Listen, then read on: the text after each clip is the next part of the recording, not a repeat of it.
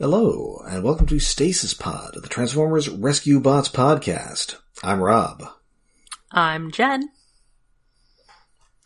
And I'm Johnny Appleseed.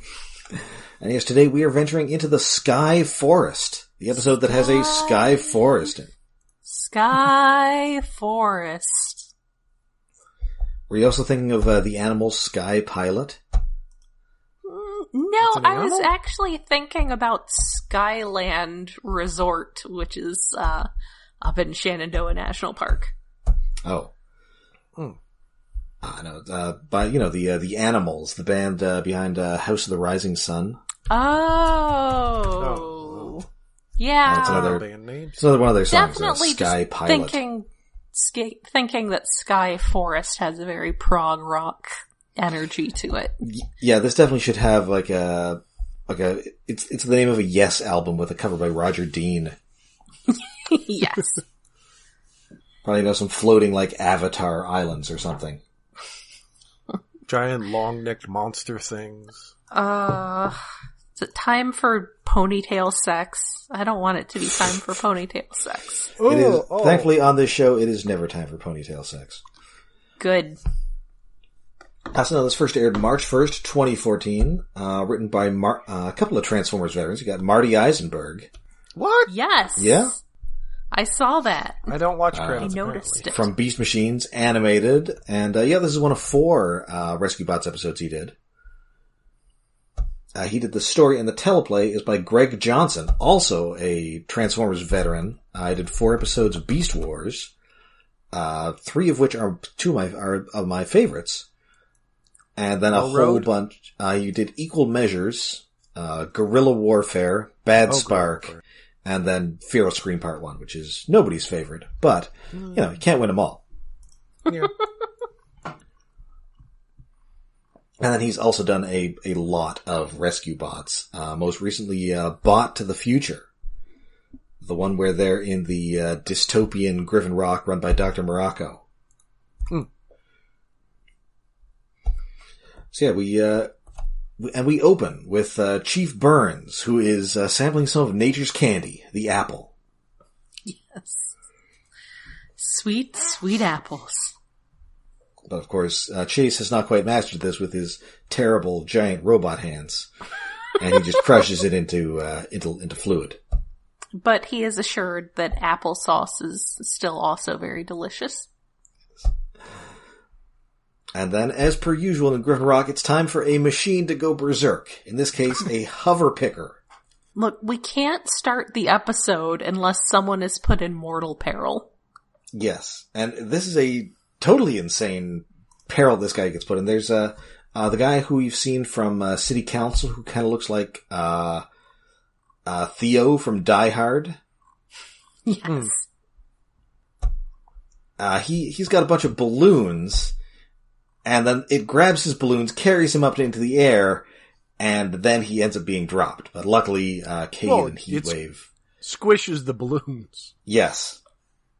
And so finally, it's Blades and his handy scoop claw that takes this thing down. But then we're introduced to its owner, Priscilla Pinch. Has she shown up in episode before? She has not shown up before. This is her first appearance. Okay, I was going to say. She's going to be she has a recurring character. Yeah, she definitely has some very strong recurring character energy. Yes. Yeah. She's got like a kicky beret. She is... we've met some other kids from Griffin Rock, but never one who is a jerk. Yes. This annoyingly smug? No. Yes. And she's voiced by Catherine McNamara, who I think is on like she's in the Arrowverse somehow. Mm-hmm. Oh. I would looks know. like... Okay, she plays the daughter of the main guy on Arrow somehow. Uh-huh. Oh. I don't know if there's like a time jump there, because this actress is like 25. I was gonna say, presumably the main character on Arrow, like, had intercourse with a person with a uterus. Well, yes, but I mean, the show was only on, I mean, it seemed like it was on forever, but I think it was only on for like 8 seasons, so I don't know how he would have a 25-year-old daughter.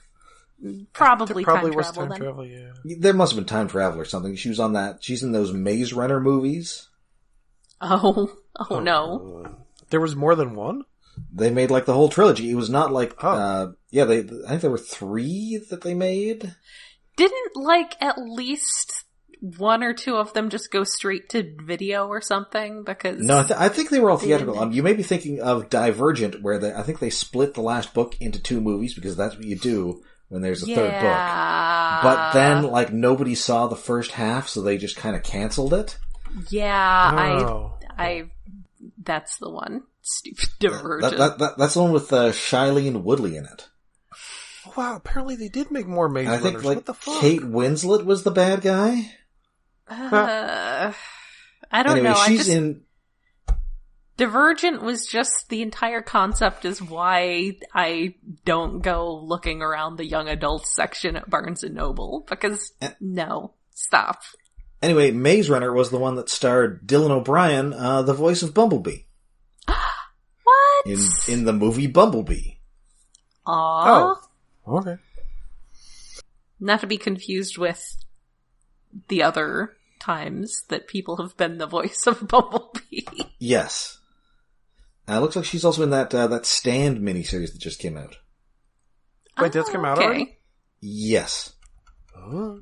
Yeah, it's on one of the streaming services to try to I want to say convince Amazon me. Prime. No, I think it's one of the network ones. Oh, okay. I think it's CBS's, which I guess is now Paramount Plus. And I say this entirely because a late show seemed to be flogging it pretty hard. Mm. And that's CBS. And then I'm not sure if... her character in the original miniseries was played by Shawnee Smith. Mm-hmm. If you've seen... She's in those Saw movies, and she's in the 80s remake of The Blob, which is a movie I like a lot. Okay. Well, I've seen The Blob. She's the main girl in The Blob. Oh, okay. I don't really remember. I mean, she doesn't play The Blob, but she's otherwise the star of the movie The Blob. Okay.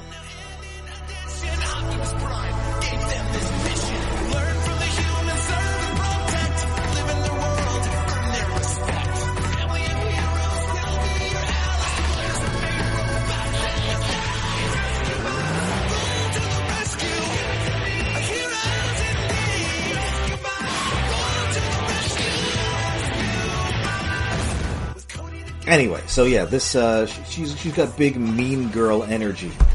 Yes. Right up to and including threatening you with her mother's lawyers. Yes. Of course, not to be confused with Danny Burns, whose actress was in Mean Girls. Anyway, yeah, she's all, oh no, you better not have done anything to my robot, or my mother will sue you. Yep, pretty much. I guess that's the downside of everyone in town having very cool future technology, is that some of those people are going to just be douchebags. Yes. And also, I forgot, during this chase, Boulder crashed into a fertilizer truck. Yes. And he later shows up, reeking, and you say, you'll never guess what that fertilizer is made of. And he's very excited. Yes. He's not disgusted by this at all, because presumably not having those kind of bodily functions, he has a more objective view of what fertilizer is made from. But Heatwave hits him with the hose. Yes, we have no concept of your pooping. Fascinating. It's like the Beyonder. Oh, God. Yes. Cade, there's a strange feeling of fullness in my abdomen. I'm just saying, like, Secret Wars 2 was basically took this ridiculous to sell toys, just smashing action figures together, not a whole lot of thought put into it thing, and made a follow-up series that was just this super navel-gazy, like, meditation on the point of existence. And I feel like that's what all media is right now.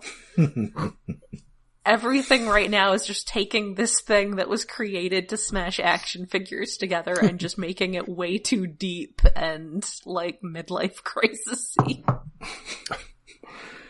Yeah, I'm really not looking forward to that Godzilla vs. Kong sequel, Godzilla vs. Ennui.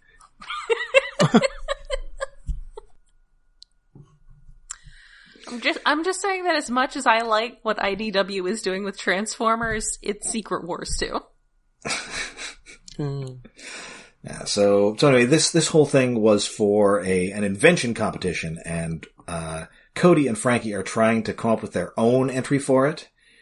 And the bots have a bunch of ideas that are extremely not helpful. Yes, they're trying. Blades has the brilliant idea of retractable buildings, so he wouldn't have to fly and rescue people from them anymore. Yes, though it's pointed out that this would squish the people in the buildings, and maybe is a problem. There's also a suggestion of some sort of forest sprinkler system. Yes. For the whole forest. I think that's called rain. I'm just putting that out there.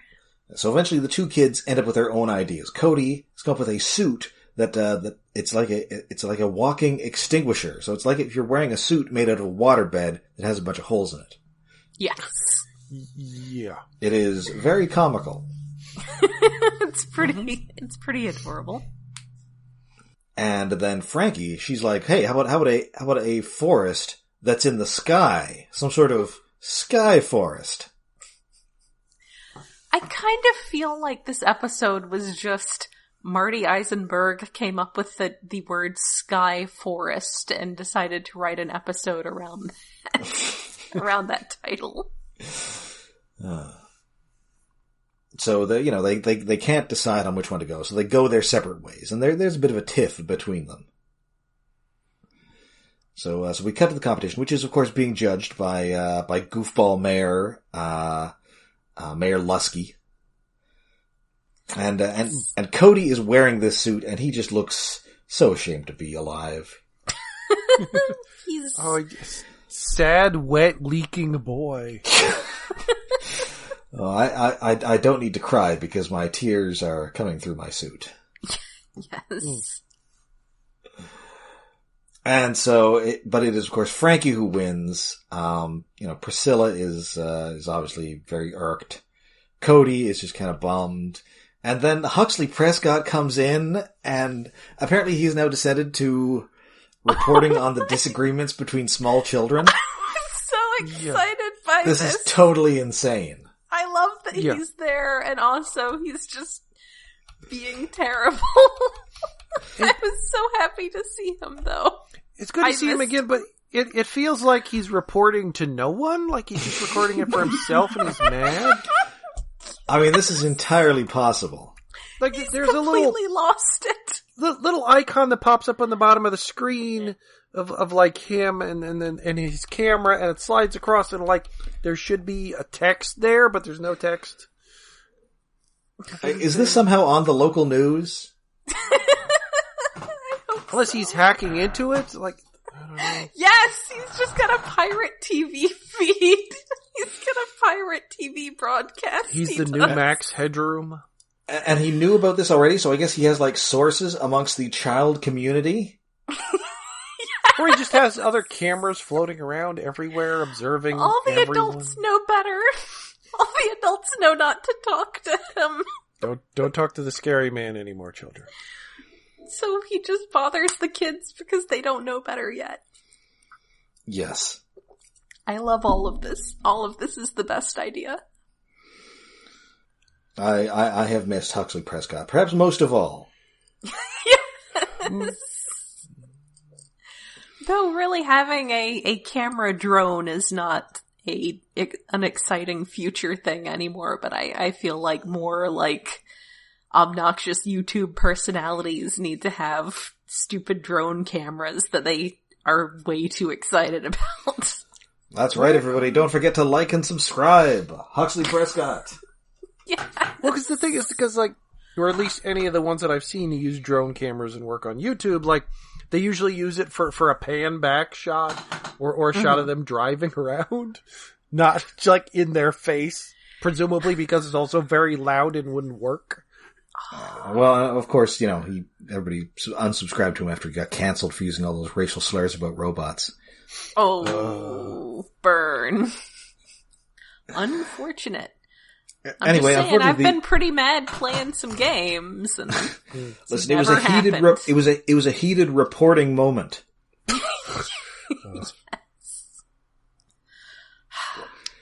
Anti-robot racism. So they're actually going to build this thing, and it's going to be a tourist attraction, according to the mayor. And the bots are taking this Huxley Prescott reporting at face value, and they think that they now have to choose sides between Cody and Frankie. Yes, due to the bro code. They're so genuinely concerned about this, and it's delightful. Although I believe it's Blades who mentions the bro code, but yes. Chase can find no reference to this bro code amongst the civil statutes. Because that's what happens in buddy cop movies. Yes. There's got to be a moment where, the reckless one causes some incident for them to get fired, and the by-the-book one is upset. Gets mad, and he's not talking to him anymore. And then the renegade one says a bunch of anti-Semitic stuff while he's getting pulled over by the cops, and yet he still gets to be in movies. I don't know. The whole thing's very strange. Yeah. What I'm saying is maybe stick to Tango and Cash. Yeah. Yeah. Yeah. Anyway, so Don't put Marky Mark in anything.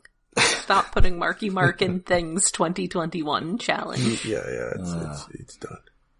So over the next little while, Frankie's very busy supervising the construction of this thing, and Cody is unable to, say anything to her. So, she's too busy. And the bots are helping to build this. There's a near Griffin Rock catastrophe when a cable snaps and people are almost crushed beneath the level of this thing. They have giant sky crane helicopters coming in. They're you would think they would build more of that on site, but I guess not. Yeah. It's a pretty big deal. It's a very big project. It's very impressive. For, being giant planters. Yes. Also, I just want to point out that Maine does not have, an ideal rainforest climate. Well, this is a weird rainforest because we see, instead of parrots, this has puffins. Yeah. Well, okay, fine. There is that. It does have puffins. Not to be confused with porgs, which was what they had to turn all the puffins into. Yes. Because there were too many puffins. And the mayor flees this section by yelling at women and elected officials first. Yes. And so, they build this thing, and they've got all the seeds planted, and so the mayor's, planning to have people in as soon as possible, but, they're plants. They won't actually grow into a forest for another 10 years. Yeah, and Frankie's just so Dad, how long is it gonna take, you think, for it to be ready? It's about 10 years. And Frankie understands this. She has not been misled. She is a child here, whereas the elected adult officials are that's not acceptable. And indeed, they come the next day, and an entire forest has grown. What? Well, because, Luskey's all, I went to the Hall of Inspiration, and there were a bunch of barrels of rapid growth formula. For some reason, it was marked as the Geordie Verrill Memorial section. Oh, Geordie Verrill, you knucklehead, you done it again. I just like that he starts out being, I found a little of this growth stuff. And it's that's barrels of it. And then he's, I found it. And I forget whether I'm pretty sure it's Doc Green who points out that they were in the section of inventions best left forgotten. Yes. The mad science section. And remember, this is Doc Green telling you not to use this. This is saying something. We've wandered into other previous lab storage devices and rooms that there's a lot of stuff hidden away that shouldn't be used again on this island. Yes. I mean, again, remember, this is Doc Green, a guy who almost caused an event horizon in the last episode. Yeah. Saying, no, do not use this creep show formula. Yeah, so anyway, the mayor is on a slippery slope to becoming a plant-themed supervillain. Yes. Yes, he is. But hey, everybody just decides to go in and have some fun in this forest. You know, we see some puffins. We're hopping on a bunch of big toadstools. Like, it's been done. We might as well enjoy it. Yeah. Yeah, There's some lad pioneers there. Yeah, they're wandering around getting their merit badge by going through the mushroom forest. Their little uniforms. R.I.P. Mario. Yes. But pretty soon, it turns out that not only is this plant life unusually large, it's also unusually evil. As with all plant life in media. Yes. I would say it's not evil, because evil implies malice. It's just hungry. Because it That's had to true. grow super fast, and it needs to eat. I mean, I think you're overlooking the fact that this is clearly, you know, we've got a mean green mother from outer space, and it's bad. Well, there is that too. There's some straight up feed me Seymour going on here. Yeah, but they don't seem intelligent. Although I wouldn't be surprised to see a Floronic man wandering around somewhere. The hover picker getting eaten by the Venus flytrap is a little traumatizing.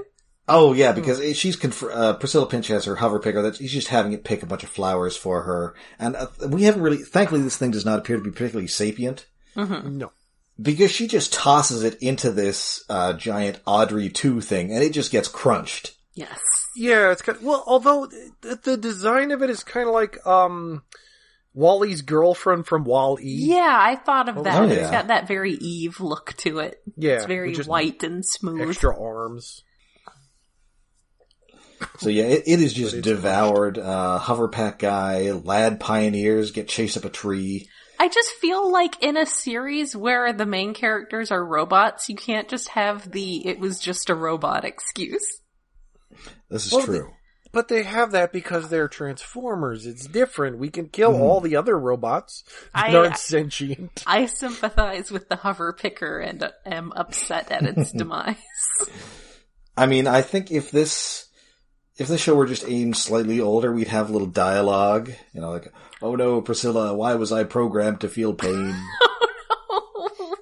Oh no. yeah, if this had a little Or bit of if it was Futurama like in it. Yeah. Adventure Time. Oh, it would be so adorable and dead. So, various bots, and, the bots go in to rescue them. They also get entrapped by these plants. At one point, Boulder says, I love trees, but not this much. Yes. Yeah. Which just made me think the last unicorn. It made me wonder where those vines were headed. Yes. I mean, because they indeed start spreading all over town. It is a veritable botanical legend of the Overfiend. Yes. Well, you could reference other movies. Just say it's a Biolante or the plant from Gamera versus Legion. We're going right to the Yorotsuki Doji. Well, the one in Gamera versus Legion destroyed an entire town. I already mentioned Creep Show. I don't know what more you want from me. I guess, well, yeah. I'm just saying the vine was maybe getting a little fresh with poor Boulder there, and that's why he had to say that he did not love trees that much.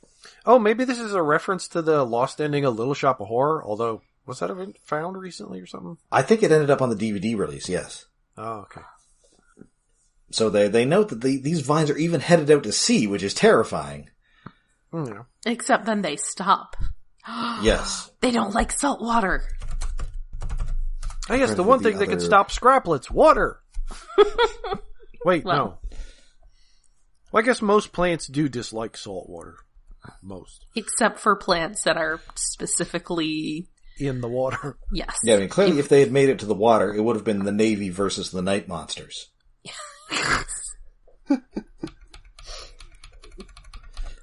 I'm running out of plant movies to reference. I'm down to Day of the Triffids. That's a really out. good one, but they're not ambulatory. So wait, was Night Monsters ambulatory? I think so. I mean, otherwise the Navy wouldn't really have a whole lot to do.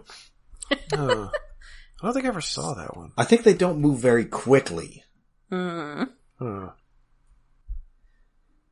Anyway, so, they need to know how to get, they know they don't like salt water, and it just so happens somebody has a suit that they can fill up with a bunch of water. Yay, convenient. So it's Danny and Frankie with a couple of super soakers filled with brine, and then Cody in his sprinkler suit. So he's able to get to the Jurassic Park-esque shutoff valve, but he's out of water. And for a second here, I thought he was going to cry. Well, no, because then he could defeat it with his tears because they're salty. Oh. Wow, yeah, that would have been weirdly poignant and sad. Yes. I mean, as far as salty fluids that come from human, it's either that or urine. And this is not that kind of show. No, this is not that Transformers show. That would be Beast Wars Neo. Oof. Oh. Anyway, so he turns off this valve that is pumping this rapid growth formula into the plants. They die back, and then Priscilla gives a bill for the destruction of her robot to the mayor, who is very dismayed. Yes. Yeah. I mean, for once, this was not Dot Green's fault.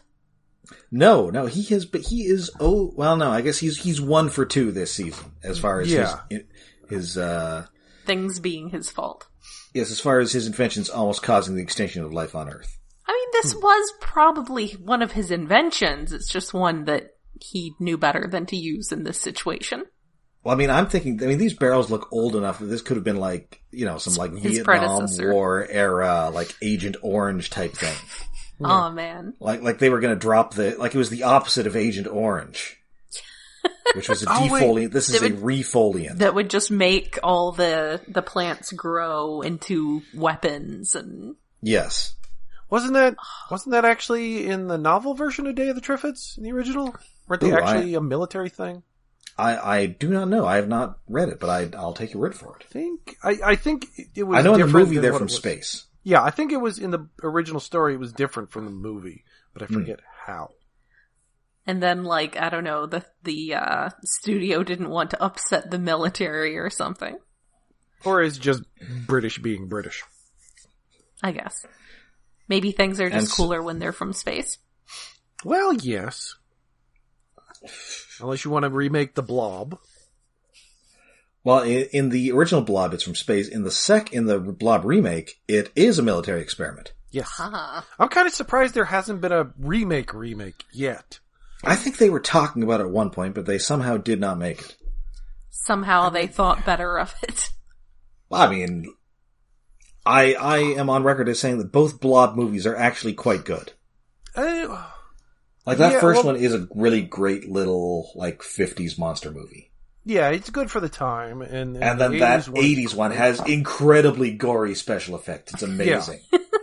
There's some effects that didn't age well, but they aged way better than if they tried to make an all CG Blob. So towards the beginning of the movie, it looked like they're setting up a bunch of characters to have arcs and be important parts of the story. And then 5 minutes later, they're eaten by the Blob. That's pretty clever. Yeah. Anyway, so the Sky Forest is being flown over to Wayward Island, which we previously saw on Bumblebee to the Rescue. Yay! Which they mention is nearly inaccessible. Yes, remember that was the island where there was the meteorite that had a virus that infected Transformers? Yes. That was that? I thought it was the Pirate Island. Or was that No, that's a different island, I believe. Yeah, okay. Look, they've got a lot of islands off the coast of Maine. Yes. Well, because we're also going to see in a couple episodes the island of Misfit Tech.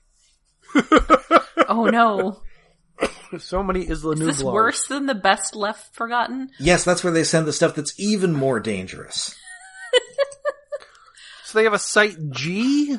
Yes. Just keeps going down more and more mad science. At the end here, Mayor Luskey suggests that Dot Green should get a lock for the Hall of Things Best Left Forgotten. I was so expecting him to say there was a lock. Maybe you should get a better lock. That I can't get through. Yes. You know, I just bought these bolt cutters, so you're out of luck. But and also Doc Green cut Frankie's metal in half with a laser, so that both Frankie and Cody can have half of it because they both saved the day. Aww. And then they sort of fit it together, and they're friends again, so the bots don't have to decide that they don't like her anymore. They're all very relieved. I love just how, like, concerned they were about that. Like, this was very serious. Yes. So yeah, that is it for this week of Rescue Bots. I enjoyed this one. I think more than last week's. It was a little goofy. Yeah. But, last week was... the teleporting stuff just felt like too high stakes, kind of. Yeah, and it wasn't... Give 'em a new thing. Maybe wasn't goofy enough, where this is quite goofy, and yet also extremely perilous. Yes. Yeah, I'd say this is back to, like, where the show should be. It's good. Mm-hmm. And introducing a new character as a little mad science girl. Yes. Well, she just seems more of like a little jerk. Yeah, I mean, everybody's a mad scientist person. Yes. Everyone here is a mad scientist. Yeah. Also, we did get to see, what's his name? The guy with the helipack. Yes. Oh, yeah. Mr. Harrison. Yes, Mr. Harrison. Yes. He was, he helicoptered himself up there and had to be rescued, and I really like that. Oh, this is too early to be Harrison Ford crashing planes joke, isn't it? Yeah. I don't know. He might have started it back then. I mean, if this was a live action show, he would be played, Jason Alexander? No, what's his name? From News Radio. Oh, what the fuck's his name? Oh, shoot. I am bad at names. This is driving me crazy. Stephen Root. He would definitely be played by Stephen Root. Also from Office Space. Aha. Yes, the stapler guy. Yes. Swing line stapler. Or possibly John Hodgman. Maybe. Oh, Hodgman. Maybe. Yeah, this is a perfect for a Hodgman cameo. He's just always wearing a suit. Yeah. Well, he is every time. Even when he's in his helipack. He's got a suit and a helipack. Yes. So yeah, so I believe that now brings us to David's Tokusatsu Corner. Oh yes, this week on Gosei Sentai Die Ranger! Tension da! Whoa. It starts with a giant monster fight that was cut short at the end of the last episode. Is it time for more Red Dragon Thunder Sword? Yes. The Red Dragon Thunder Sword transforms from a dragon to looking like the Monkey King Sun Wukong with a giant spinning staff because his wrist rotates and he destroys the monster made of string and it looks like really gold tentacles. Not made that connection until now. Well, neither did I really until I was looking. It's like, oh, he's got a staff. I was like, oh, but the little headpiece design is very Monkey King. Yes. Plus, the entire thing, well, it's got Chinese mythological beast things that will show up later. They're not in this episode yet. He's Goku. The Rangers are themed after the Shishi Lion and what are the other things? The Tenma, Kirin, and Ho-Oh is the bird. Ho-Oh? Ho-Oh. Yes, like the Pokemon. I was gonna say, that's a Pokemon. Well, because the Pokemon also steals from Chinese mythology. Well, yes. They're borrows. Especially for the like legendaries. Yeah. Yeah, because like it was the dog lion ones. Oh yes, Entei, Suicune, and the other one, Raikou. Oh, the like. I remembered Raikou and Entei. I remembered Raikou because he was like Ryu, the yellow truck guy from Gal Gaigar. Oh yeah. Also, at one point, I had an entire team of Eevees named after all the individual symmetrical docking guys. I think Furyu was the stock Eevee. Anyway, giant monster fight that ends. Where is it? What Wait, where are my notes? What exactly happened after that? I guess they go back to the base and... Doesn't matter. Fight has happened. It kind of doesn't matter because like the first few minutes are the giant fight. And there's like, some of the fight music for the monster fights, it starts out a little bit like the Imperial March and then isn't. Like there's a bit of dun, dun, dun, dun, dun, dun, dun, dun, dun, dun, dun, dun. Well, it doesn't quite do that, but like it's like, wait, is that? By the time I say, is that? It's changed. So it's only like a few notes, but it's enough to just notice it, which is better than some shows that outright rip off music. That happens a bunch. Anyway, wow, that toy is only a little obscenely priced online these days. Ooh. Oh, the Red Dragon. I sold mine when I was selling off lots of stuff to the people at a vintage toy shop. Well, there's a new candy toy one that... Did that come out yet, or is it coming out? I can't remember. I think Hasbro's making one too, maybe. That's right. And those had just straight up styrofoam inserts. Ooh, styrofoam. Oh, I kind of missed that, but that was noisy as hell. Yeah. It was a better and a worse way to pack things. Yes. Anyway, the monster of the week is Purse Monk.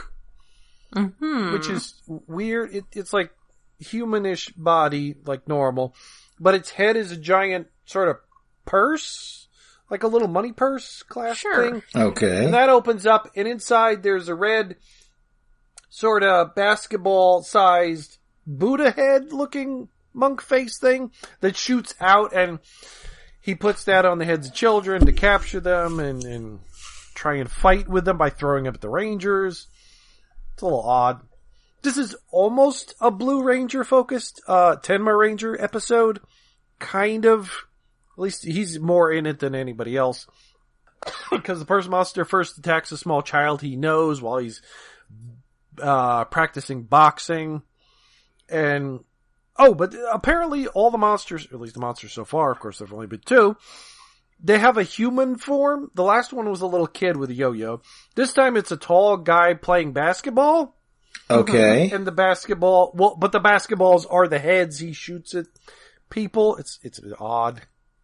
Okay. Oh, and he says, well, the subtitles say purse dunk when he throws the head balls at people. Why? Which is kind of amusing. Oh man, a sealed one is like $250, so... Oh yeah, don't go near that. Yeah, no, just get the new model kits or something. There's newer versions, I'm sure. Probably still got mine. And after this, like, they have to summon the Rangers. Like, everybody come to the base. We have to discuss this new monster and shit that's going on. And one of the Rangers apparently is a fisherman as a hobby. Okay. Or a job. It's hard to tell. And another one is a hairdresser. Not the Pink Ranger. What? Is he gay? No, is that the Yellow Ranger? Gay coded. Like, they can't say he's gay. Could be. I mean, I feel like being a male hairdresser is inherently saying this is the gay character, whether you can actually say they're gay or not. But that may just be an American thing. I guess unless you're Warren Beatty in Shampoo. Well, he's the Yellow Ranger, the what is it, Kieran Ranger? Yeah, the Kieran Ranger, and his martial art favored style is drunken boxing. Mm-hmm. So I don't know. I would say that doesn't sound theoretically gay, but in practice, it sounds pretty gay. He also, like, in all of the out of Ranger stuff, except for at the hairdresser, he's in a suit and tie. Mm-hmm. So I guess he is well dressed. That is another stereotype. I'm just saying partying is also a big stereotype. Yeah, well. Anyway, it turns out that the Gorma guys, they need to sacrifice 5 pure souls, which apparently defaults to capture some children. So I guess that's going to be a running motif. Let's capture some kids to kill them to do something. I don't know what the something is yet. Something. And in capturing kids, they also capture the Pink Ranger, which, that's a bad thing to start. Last episode, they were trying to capture the Pink Ranger. This time, they succeed in capturing her. Please don't make that a running motif. that the girl is always captured, and these 5 guys with very similar haircuts have to go try and get her. Oops, it's too late. Yeah. It is already a theme. And the bad guys, the knockoff Cenobite guy, they're just driving around in a car? Like just a regular car. I think one of their henchmen is the driver, so they're in the back? That's an upgrade from bicycles. Yeah, but well, they weren't riding the bicycles last episode. They were just walking around. But they're just regular dudes dressed in bondage leather, riding around in a car. It's just a very different change from what I'm used to with like Rita Repulsa and demons siblings with wings and shit. It's like just some people into S&M that just drive around town and have a base on a freighter ship. Man, I don't think it's their permanent base, but I it's miss where they living in the city. Yeah. Oh, maybe they live in Shinjuku or something. I don't know. Or Akihabara.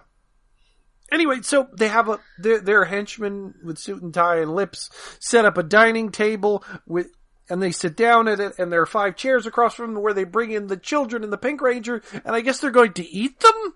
Because, like, they have a dining table set. It's... Someone tell Q. Weird. It's very odd. But I guess to kill the children, they have a guy dressed like the Grim Reaper with the scythe and all, except instead of a skull mask, he's got a hockey mask. Okay. I mean, I guess you're working on a budget, because you're not alien monsters or something. You're just some bondage fiends. Skull masks are expensive. Hockey masks are cheaper. It's very weird. And then the Blue Ranger, who had been tracking or trailing them or something, breaks in, and then eventually the other Rangers show up, and there's a fight. And the purse. It turns out that the Grim Reaper is the purse monster. You got another costume besides the football player? Okay, whatever. It's fun. And then the bondage guys, they just, apparently they also have eye lasers and finger whips. Like laser whips from their fingers. Oh, like in Johnny Mnemonic? Yeah, kinda, but instead of being monowire, they're just bondage. They just, little laser shoots out from their finger and wraps around people to pull them closer. Not to cut them into ribbons, because this is a children's show. Even though it's also about kidnapping and murdering children, in theory. It's a Japanese children's show. They have different standards. Yes. Well, they don't usually slice people to ribbons, except the bad guys sometimes. That does happen. But also they're going to probably come back together because that's their trick. They can pop off their arms or something. Arm fall off, boy. Yee. Anyway, they fight the purse monster, and they have the extending pole thingies like the giant robot, and they throw that at the monster to sort of get it in a cage before it can blow itself up and turn itself giant, and then they just kill it. Which, like, okay, last episode ended with a giant monster fight that was cut short, and then this one just like, nope, giant monster. We had one at the beginning of the episode. We don't need another giant monster fight. But okay, they blew all their budget on giant monster fights at the beginning of the episode. Oops. I guess so. The rest of the episode's just going to be put together from the storyboards. Well, that is the thing, like, it's happened in some of the other shows I watched, where if you have a monster fight at the beginning of the episode, there usually won't be one at the end. Mm-hmm. It's like, you can mess with the symmetry sometimes. But yeah, that was it. That was kind of a fun, okay-ish episode. Is it better than Zyuranger yet? I don't know. Because, like, in Zyuranger, like, the characters, they had ridiculous outfits, they were easy to tell apart, and the robots were great designs, because it was Power Rangers. This show, we've so far only had the Red Ranger robot, and I think it's going to be a few more episodes before we get the rest of them. But, what the hell's going on with the bad guys? I'm intrigued at that, because I have no idea what's going on, other than they want to sacrifice some people? Children? You know. And there's kung fu fighting. It's for the adrenochrome. Whatever it is. Although it's kung fu fighting that also involves, like, chi powers, so, like, the Blue Ranger controls gravity, and one of them makes illusions, although normally it's a ninja trick, but whatever. Fancy. Oh, and the Pink Ranger, she blows wind around. Her power's wind. Sure, fine. I mean, there are often characters in anime stuff who are, like, wind-oriented. Like, Furyu. It's a standard thing. But when one of them controls gravity... Oh, and Yellow controls time! Yikes! Forgot about that. I would think Yellow would be, like, electricity, but... Yeah. Well, the problem is that Red has fire and electricity. That's... So Yellow's got time because he gets into a fight with Mooks and they knock him down. It's like, no, he rewinds 30 seconds. It's like, I'll just shoot you. It's like, that power seems a little bit too powerful. Yeah, I guess then Wind I hope they is make kind use of of it, but... sad. Yes, Wind is, like, down there. What the hell was the other one? Gravity, I don't know. Life and death. The other one's probably got... Like, yes, it's probably something like that. So it's fun so far. Oh, good. All right. So I believe that now brings us to the end of the episode. We'll be back next week with more rescue bots. And I can assure you that next episode will be one for the ages. Oh. It will be. Title drop. But of course, until then, you can find us all over the internet. We're on Facebook, we're on Twitter, and we have a Patreon. Yes, we are hosted on iaconunderground.net, where we have a Patreon set up to help with hosting and other expenses. That is patreon.com/iaconunderground. For March, we decided, since everybody was talking about WandaVision, we would do something a little different and go back to an episode of Avengers United They Stand, featuring everybody's favorite witch, Agatha Harkness. For April, we're gonna do something. We'll figure it out at some point. We'll figure it out by the end of April. Yeah. We were late with the last one. I don't think there's anything that can tie into Falcon and the Winter Soldier, really. Bucky. We'll watch... No, we'll watch a random cartoon or anime, or I'll finally make them watch something tokusatsu. We should watch that episode of Inhumanoids with gag oil. Oh, God. It's so upsetting. We might have to save that for Halloween. Yeah, save it for Halloween, I think. Or alternate, we save it for our spin-off podcast, Meanwhile in the Core. So distressing. For as little as $1 a month, you can get access to that and all of our previous monthly special episodes. We do a lot of super fun stuff, so it's absolutely worth it. Our expenses are not ridiculous, so every little bit is definitely worth it, and those episodes are a lot of fun to make. So yeah, that's it. That's it for this episode. That's right. So until next time, I'm Rob. I'm Jen, and I'm gonna go order some pizza and watch me some Bucky. I'm David, and I'm going to watch some VTubers watch Dinah Xenon and maybe get something to eat.